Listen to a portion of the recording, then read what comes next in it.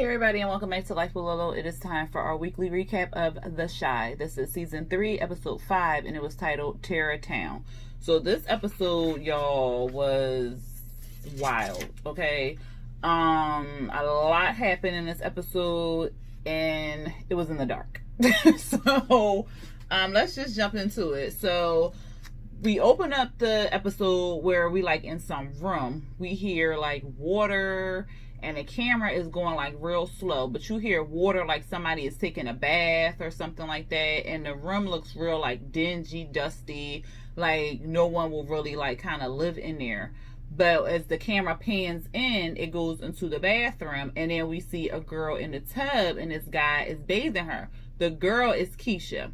So she's still alive, praise God, but she is being held against her will. The guy, he bathing her, and he's talking about, son, we got to make sure you clean, because when I found you, you was all slutty. What did he say? You was dressed like a slut, so you was all dirty and stuff.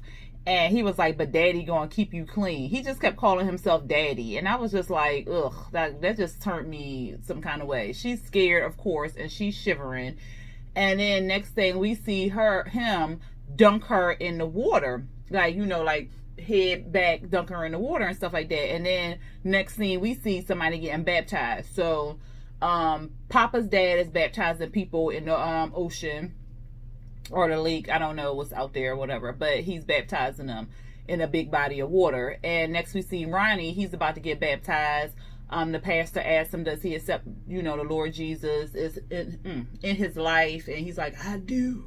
And then he said he going, you know, live up to the Lord and all this other stuff. And then he gets dunked back. And then we see Emmett and Sonny's. So Emmett, he looked tired because, you know, he working night shift, he working day shift, he working all the shifts, child.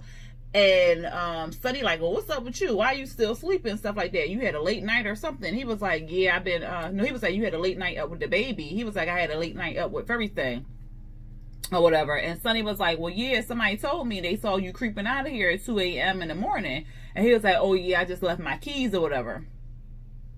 I'm like, if Sonny asked the question or brought it up, he already know what's popping. Like, Sonny, when he said that, I already knew, like, Sonny knew what was going on or whatever like that. But Emmett just tells him, like, look, I had left my keys or whatever. He was like, yeah, you also forgot to turn the lights off. You also, what did he say, left the window open or something like that. He was like, just get it together. Emmett snaps on him or whatever like that. He like, look, don't be snapping at me. Like, you just need to get your shit together pretty much or whatever. And he was like, and don't forget to turn off the lights. You running up my bill and all this other stuff. And Emmett was like, all right. So next, he looking at a can, you know, like the donation can with Keisha face on there. He looking at it all like, you know, sad. Like, then we see Keisha and the guy, we never see his face. We just see the back of him. He feeding her, like, it looked like cereal or whatever like that. And he kept talking to her like she was a baby, like, open wide, we gotta make sure you eat your nutritions and make this is a healthy meal. Like, he just talking to her like she a little kid and stuff. And then he feeding, like, spoon feeding her the cereal and stuff like that. And he like, well, daddy gotta make sure you eat before daddy hit the town or something like that. So he gonna leave or whatever. He gonna leave her in the house. And I was thinking, like, is he drugging her by, you know, putting drugs in her cereal or something like that? Because if he leaving out, like, what is holding her back in there? But, you know, some people, because I'm like, I know what we know from Keisha, she's going to be a fighter and she's going to try to leave. So I'm like, is he drugging her or something? That's why he trying to make sure she eat or whatever. But that wasn't the case. And we're going to talk about it in a second. But at any rate, we see, next thing we see, what is Candy's name? Rose talking about how Camille is reigning higher than Duda in the polls and stuff like that. And she's just talking all this politics stuff, child.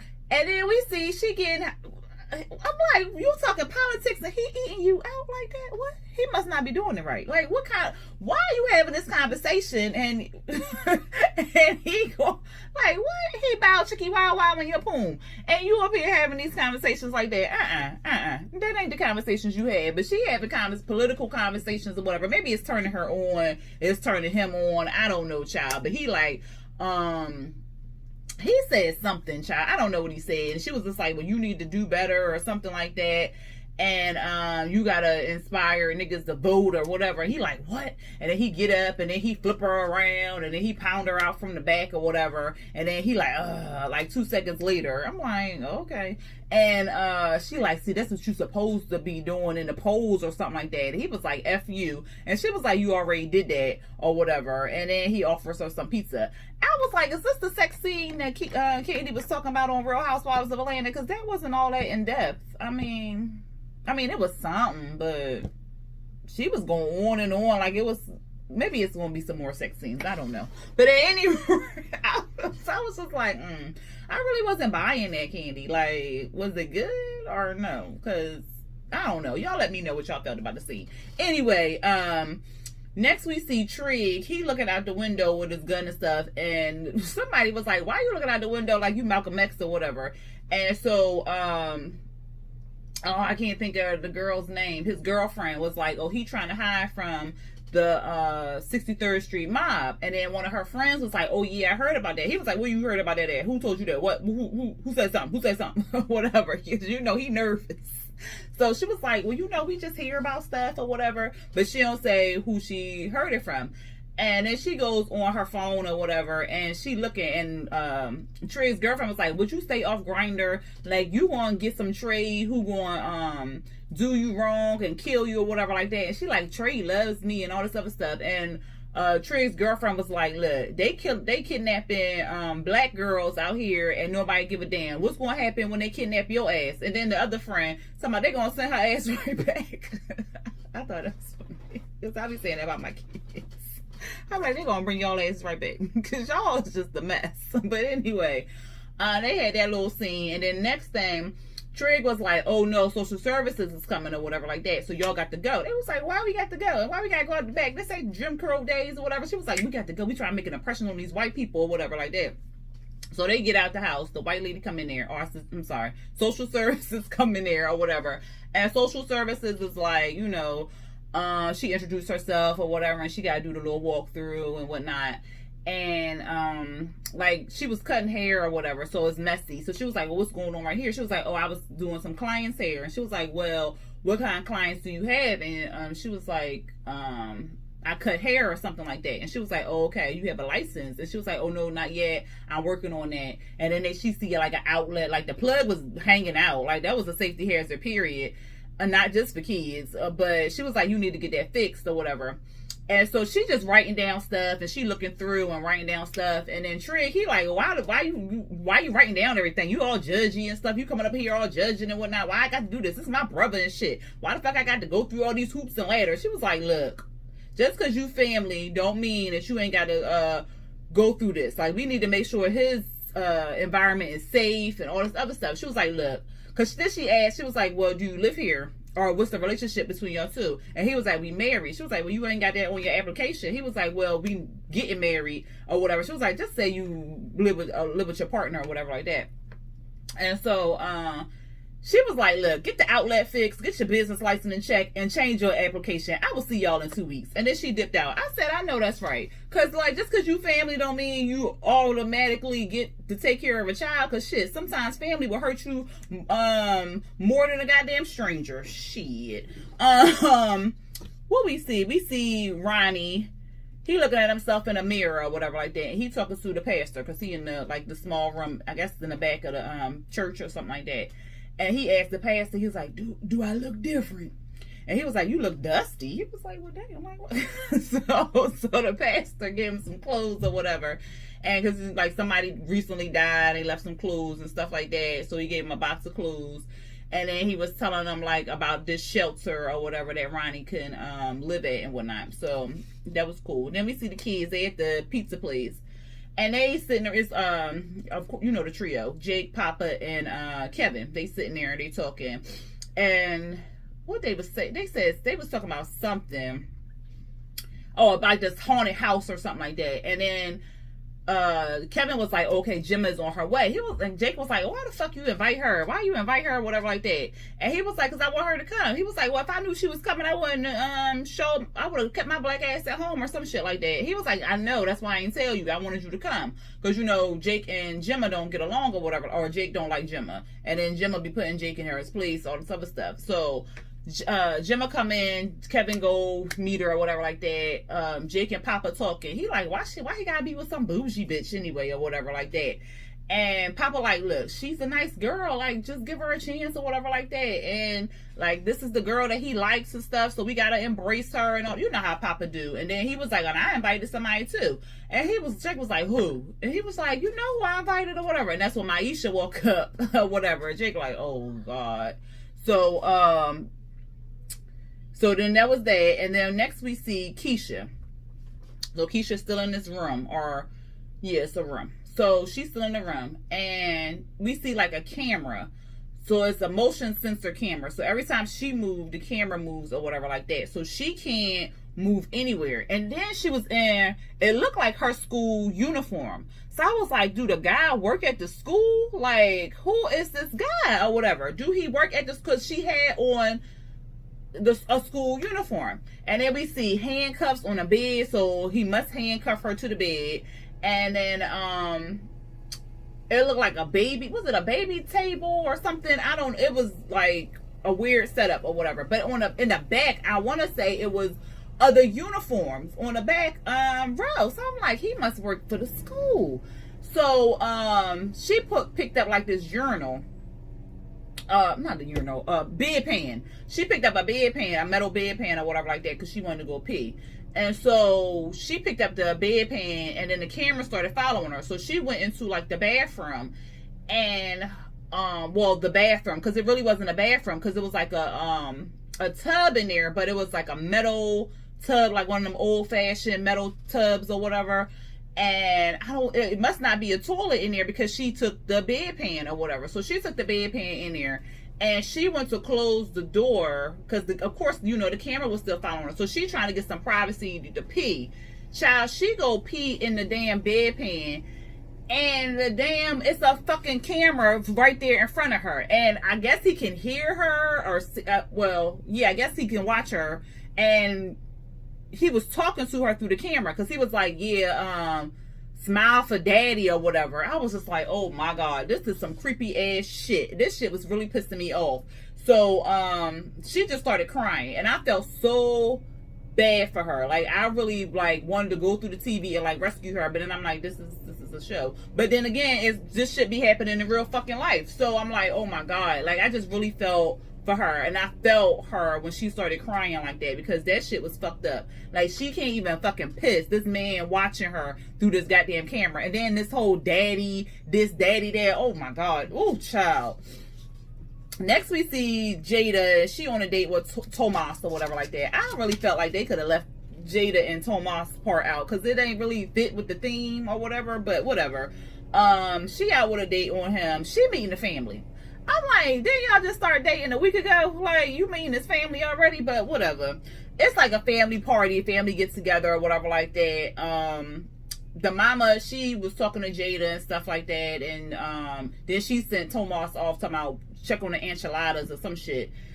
Some guy, he came up there and hugged Jada and was like, you're Jada, Jada or whatever. And she was like, yes, that's, And I'm like, he had to spell the name out. Kind of weird shit. But anyway, he sit down with the mama or whatever, and I guess that was her husband or her boyfriend, I don't know, because he put his arm around the mama, so they close some kind of way like that. But they start talking, and so they asked her, did she speak Spanish? And she was like, no, I took 2 years of Spanish in college or high school, whatever, and she can only say hola and adios or whatever she said. And so they started laughing.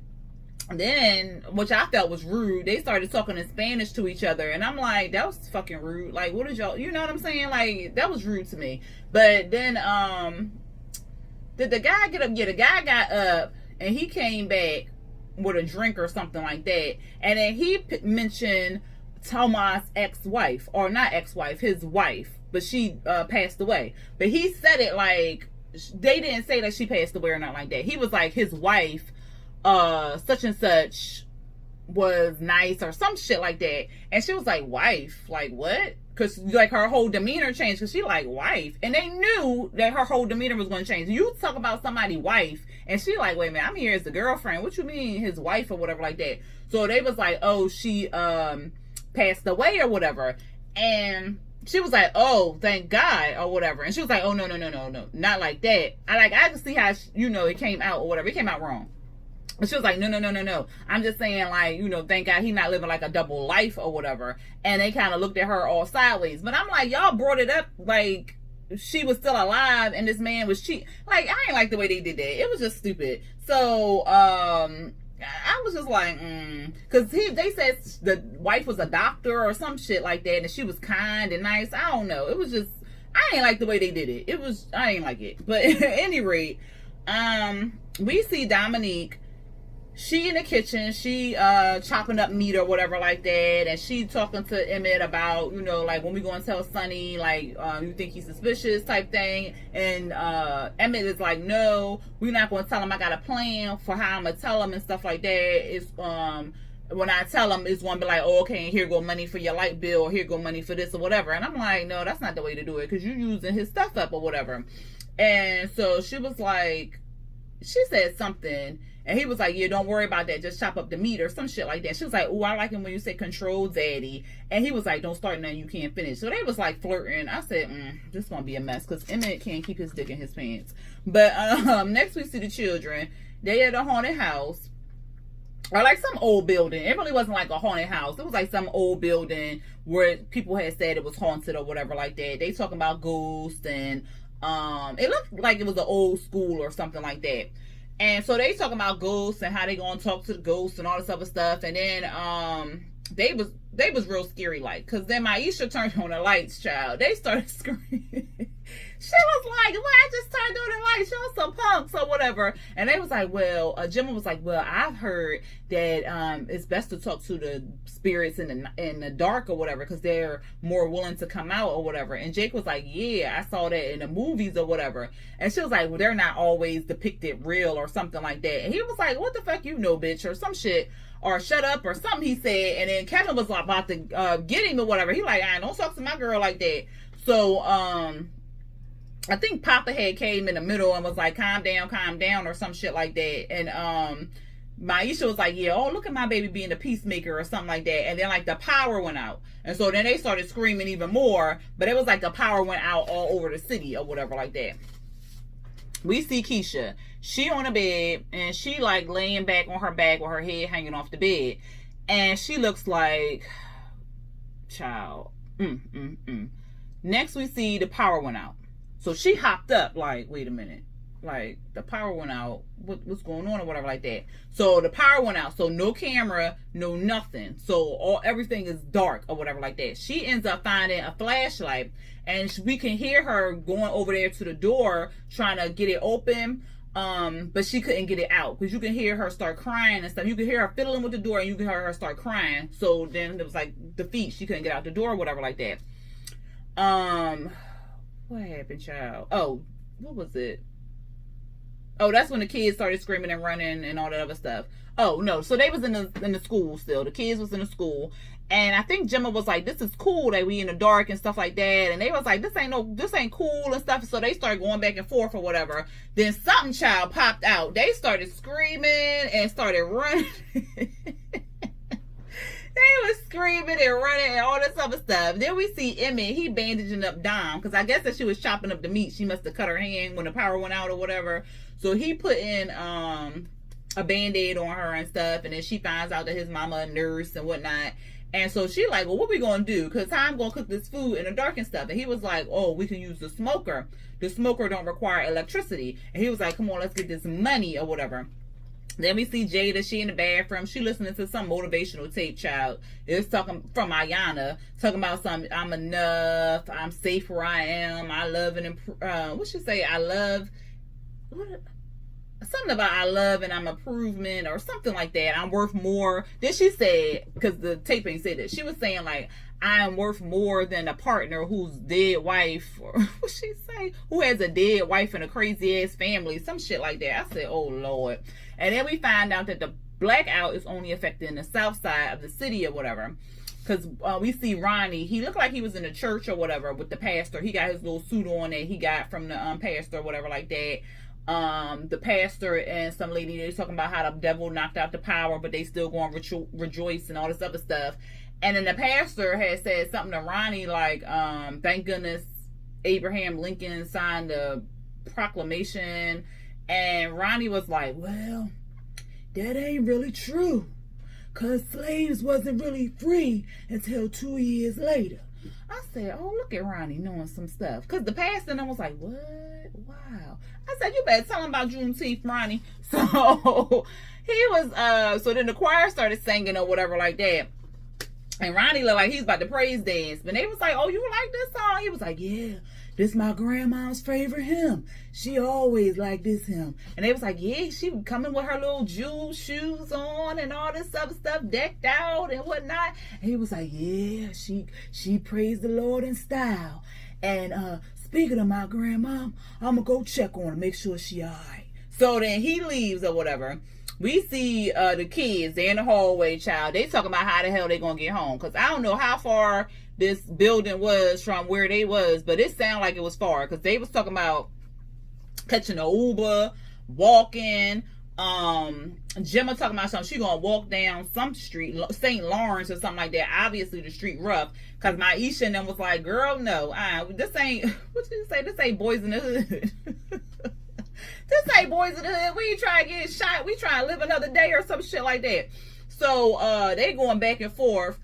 I think somebody, was it Jay called Gemma a bitch or some shit like that? Because she was like, well, I don't want to wait for an Uber. It's gonna take a long time. They charging this and that. And they like, well, you're not from around here or stuff like that. And she was like, well, I'm not scared of my people. And Maisha was like, these not your people, girl. Like, what are you talking about? These ain't your people. So then I think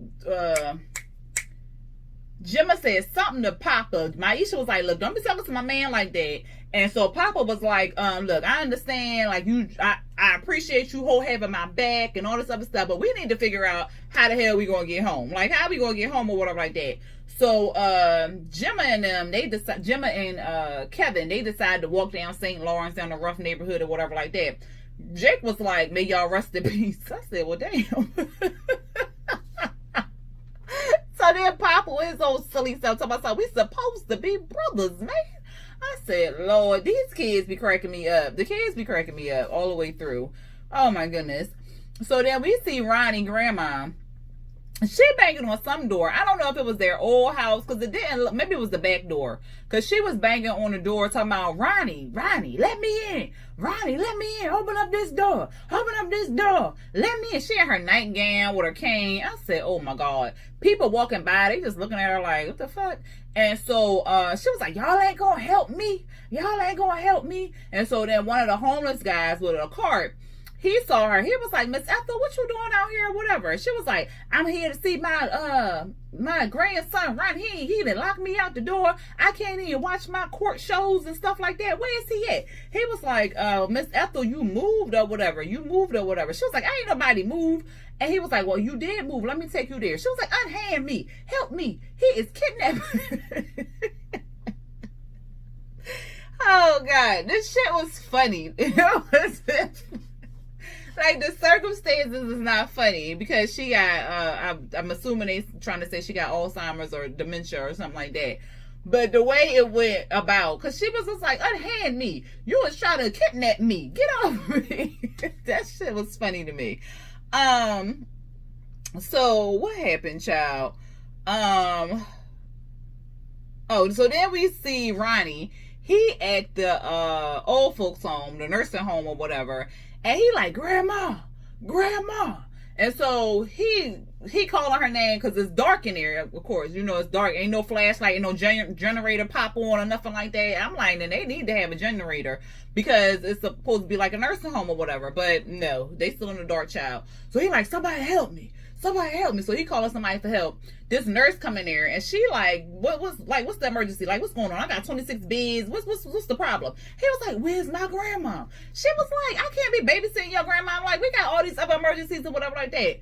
And so then something went off, child. She, oh God, not again. And then she leave and he looking around the room. I'm like, she not in there, Ronnie. She not in there. So next we see Trig, girl. She packing up. She like, I'm out of here. I can't or whatever. He was like, what you leave? Why are you leaving or whatever? She was like, because I don't want to mess up your chances to get your brother back or whatever. He was like, how you want to mess up my chances? What are you talking about? And so she was like, you don't know me or whatever like that. He was like, well, talk. Like, you tell me what's going on or whatever. So then she told the story about like when she was 16 years old, her dad had caught her dressing in drag or whatever. And her dad started beating on her, started wailing on her or whatever like that. Because he wanted a son. You know how those people are. Like, yeah. So he wanted a son. So he would rather see her dead than the way she is now, which is bullshit to me. Like, that shit blows my fucking mind. But at any rate, she said that she tried to leave or whatever, but he grabbed her back and started choking her to death. Like, you know, it was about to kill her and shit. And so she didn't say like how she killed them or whatever like that, but she defended herself and, you know, killed them. And so he was like, so you did the bed or whatever? She was like, no. Like, the cops came, they saw that I had the bruises on my neck or whatever like that, so they knew it was self-defense. So they didn't do anything, but I still got a record. And he was like, look, that was self-defense. Like, he was trying to kill you or whatever like that. I don't give a shit about that. Like, you was protecting yourself. Like, it's okay. Like, we gonna be in this together. Like, we need you. Me and Jake, we need you or whatever. You not going nowhere or nothing like that. And he was like, I love you. And then she said she loved him. They kissed, and then he kind of embraced her and stuff like that. And I was like, I love that. Good job. Good job. Because that could have went opposite. So I'm glad he was there to support her and what happened and all that other stuff. Then we see Duda. He in the pizza place or whatever. So he in the pizza place, and he talking about how he want to get the community on his side, basically. So he want to make pizzas and give the pizzas to the people, because he's saying like a crisis is nothing but an opportunity to bring us together. So he basically, I said, how are they making the pizzas? Is the pizza ovens not I guess that's not electric. Is that electric? I don't know. But I was like, how they making pizzas in the dark? But at any rate, he getting the people out there to tell the people they got pizzas ready for them or whatever. And then we see, then Rose was like, yeah, dependable and passionate. I like it. That's the one way to win the people. I was just like, all right, whatever. Then we see Keisha. She's trying to ram the door. So she's trying to get the door. She tried to get the door. She can't get it open or whatever. She getting defeated. She like on the ground and stuff like that. And then we hear like this music. So somebody car maybe, or I don't know. But we hear like this music and stuff. But then we see like these thick windows. So you know, like the cinder. I don't know what they call, but they like thick windows. You can't. Them things don't get broken. Like they thick. So she can't obviously get out the windows and stuff like that. So she starts tearing up the room. She tearing it up. She throwing stuff all over the place. She crying out of frustration. She just tearing up stuff. And then she stops, and then she sees something metal on the ground or whatever. Back to Emmett and Dominique. They having a barbecue blackout barbecue, child. Like, they selling plates in the parking lot. Let me tell you how it was so many fucking people. I was like, how are y'all having this and not considering that Sonny gonna find out what's going on? Like, people taking snapshots, they getting on Instagram, they like, oh yeah, with the chicken in their mouth, like they doing all this stuff. And I'm like, y'all ain't think this is gonna get back to Sonny? Like, this don't even make no sense or whatever. But they out there partying. Dominique tells him that they ran out of meat, child. He like, ran out of meat? What you talking about, ran out of meat or whatever? She was like, I told you this a long time ago. He was like, all right, I'm gonna get some of the chicken from Sonny. I said, what? Now you stealing food from this man? Like, it's different if you bringing your food or whatever like that, and then you cooking it on his stuff. That's still wrong. But then you want to steal his meat and then cook it and sell it. Child, I said, oh my God, like Emmett is doing the most. Like they doing too much. They doing too much. So so he dipping out the chicken and water like that. Then we see, oh shoot, that was too soon, y'all. Or whatever. But because I put the grandmom thing up top, but that was it. What happened? The grandmom thing was now, and then we see Ronnie. We see, oh, because I'm just gonna put it in there because I had skipped it. I messed it all up, but whatever. We saw the grandmom right here banging on the door, not all the way up there, but y'all know what I'm saying. Anyway, we see Gemma and Kevin. They walking down the street. Child, it's gunshots. She's scared. He like, I ain't scared. Kevin, stop. The people, what the man said, the people out here tweaking. Like, I said, what the hell?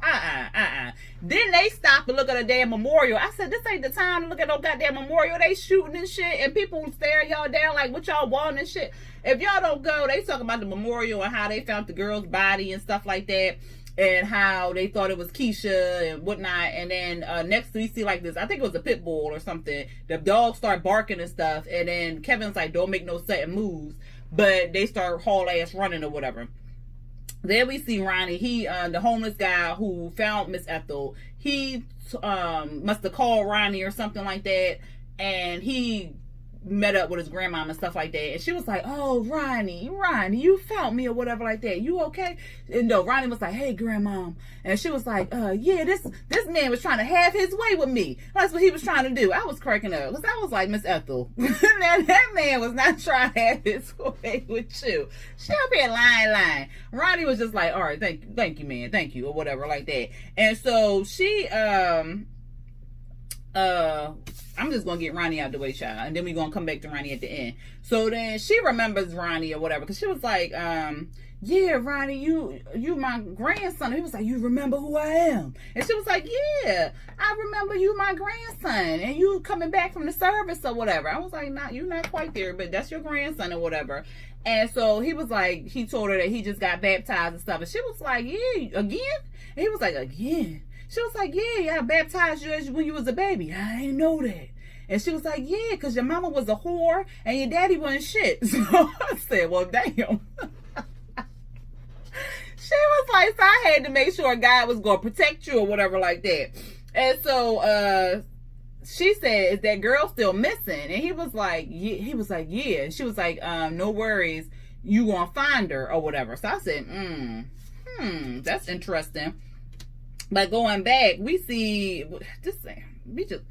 Jada and Thomas, they was on the side. He was telling her like how he ain't know her yet, and that's why he ain't tell her about the dead wife or whatever. But then at the end, he wanted to say the wife wanted him to find love or whatever like that. And so she was like, have you found it? And he was like, we'll see how the rest of the night go. I said, so you in love with her already, but you ain't want to tell her about your wife dying? Like, that don't even make no sense. Like, come on now. Get that shit out of here. I was just like, they shouldn't even have put them in the goddamn episode today.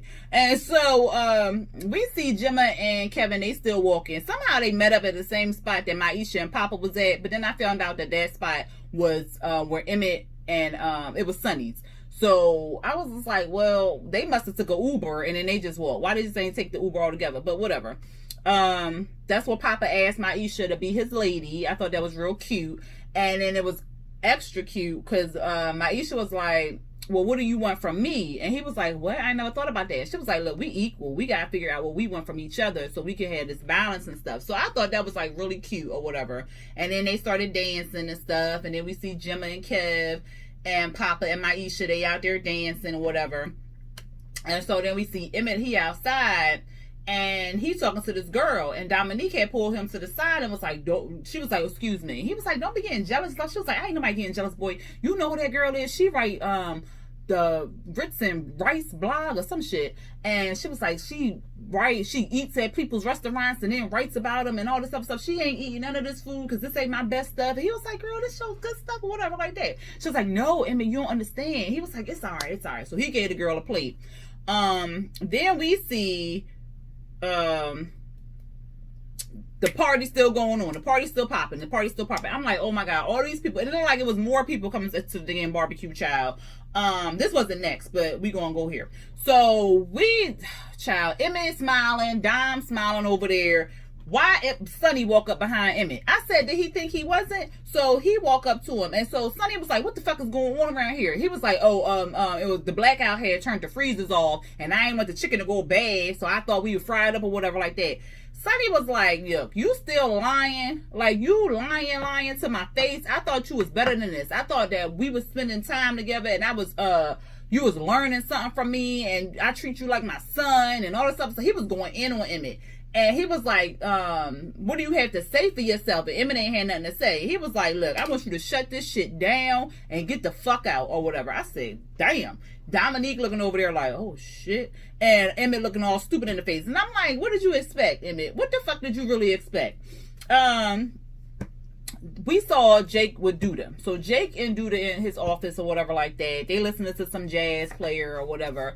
Then he get a text message. Duda got a text message saying come outside. And so Jake was like, well, can I come? He told him yes. So he go outside. Duda goes outside. Jake is like in a back corner or whatever.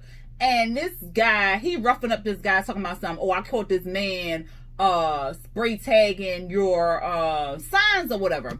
So he was like, oh, what's the problem? What's the problem? He took his suit jacket off. And so at first he looked like he was going to be on the guy's side or whatever like that. Because he told the other guy to chill. Child, the guy was like, no offense, but you not know somebody, he said. You ain't no Hero Washington or whatever. He was like, what did you say? I'm sorry, what did you say? And so the guy go back to say it again. He punched this man in the mouth, went in his mouth. I said, ew. And then he slammed the guy to the ground, started stomping him. I said, what? All this over a fucking sign? Are you serious right now? And you running for mayor? Like, And so Jake sees this. Jake is petrified, okay? Jake hauls ass and runs or whatever. Next we hear this banger on the door at Trig's house. Trig like, oh my God, what's going on? He get his gun, he look out the window, he sees Jake. He like, man, why you all sweaty and stuff? He was like, I ran all the way from Perry's or whatever. And he don't really say nothing. He just I guess he was crying or he looked nervous, shook and stuff like that. So Trig just held him to his chest and like embraced him or whatever. I said, this shit is crazy. We see Keisha, she's still trying to break down the door. This is the end now, y'all.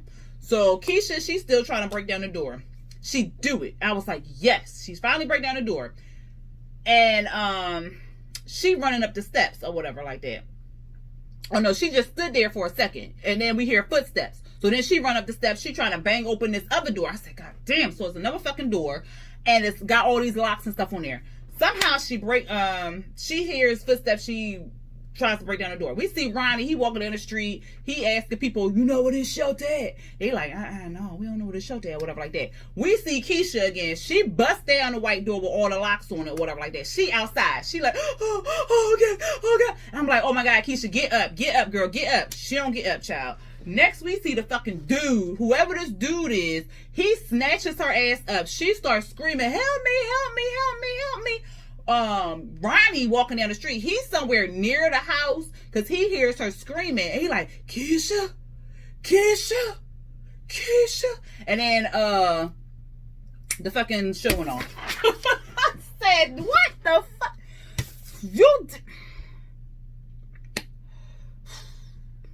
Child. Oh, I was so mad when that shit went off like that. I said, are you serious? You could have took out Jada and fucking Thomas scene and put more goddamn Keisha and had Ronnie at least save goddamn Keisha. That's some bullshit. So we gonna see what's gonna happen next week. Child, hopefully Ronnie know what area that's he in and he can go back and be like, I heard her. But people probably not going to even listen to him because they're going to be like, you heard a girl. That could have been anybody. It was a blackout. You know how they be and stuff. But hopefully he investigate and be private eye again and bust open some doors like he did with the white man house and all that other shit, child. Because this is ridiculous. I was just like, oh my God. Anyway, y'all, I done talked for 38 fucking minutes. Y'all let me know what y'all felt about this episode tonight. Thumbs up if you like this review, and go ahead and hit that subscribe button if you're not subscribed to my channel, and hit the notification bell to be notified when I drop new videos. All right, y'all, until next time, peace. Oh yeah, y'all, I had to come back real quick. I told y'all Duda ain't mean no good. I knew that man was up to no fucking good. He want to beat that man for tagging a sign? Are you serious? Oh my God. Like, Jake, I hope Trig keep him. I hope Jake tell Trig what happened, and Trig ends up just keeping him in that house. But then if he do, he gonna get in trouble because he done already involved social services, and if they didn't give the yes for Jake to be in the house, it's gonna be a hot ass mess, y'all. But I am here for it. I enjoyed this episode other than over the other episodes. So, yeah, this one was good. This one was good. Even though it was in the dark and all the other stuff. But it was good. Hey, all right, y'all. I'm done now. I'm done. All right, peace.